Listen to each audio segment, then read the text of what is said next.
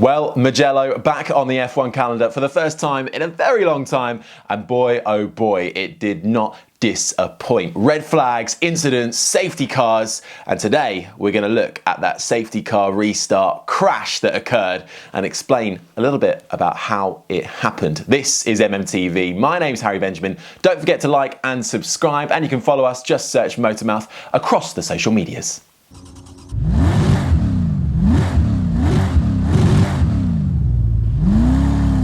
Yes, there was way more action than people predicted would occur at the Tuscan Grand Prix, but the most action occurred during that safety car restart. Drama happened in the first few corners with Verstappen, Gasly, Grosjean, Raikkonen all getting caught up, including Sainz and Stroll, in a separate incident which initially brought out the safety car after about 4 corners of the original race start.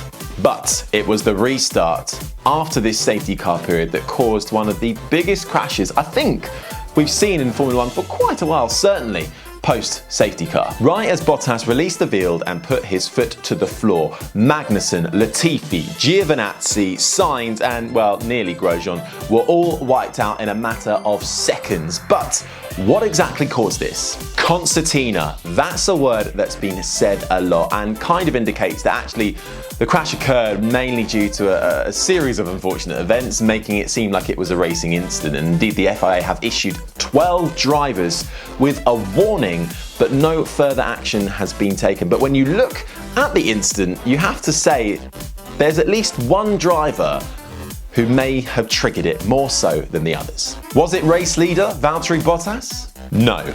As the race leader, once the safety car comes in, Valtteri Bottas effectively becomes the safety car, setting the pace for the rest of the field. The nature of the Mugello circuit is that the safety car line, the line which you must cross in order for overtaking to reoccur post a safety car, is located at a bit of an awkward point further down the main straight at the Mugello circuit. So, to avoid his rivals, the cars behind him, getting an advantage by getting a slipstream for longer down the main straight, Bottas maintains a slow but consistent pace right up until this safety car line. Now, he can go before the line, but he decides not to go until the very last minute, which is his prerogative to do, allowing the guys behind him not to get a slipstream for as long as they might want to have one.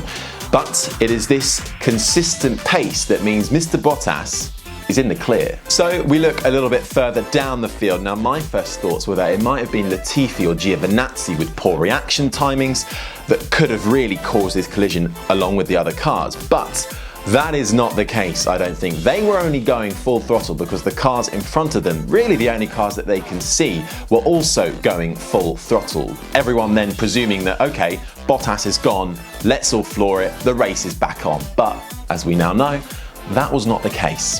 It looks like that the potential trigger of this crash, now I'm not saying it is completely his fault, but someone who may have contributed to it a little bit more than the other drivers, I think, was the Williams of George Russell.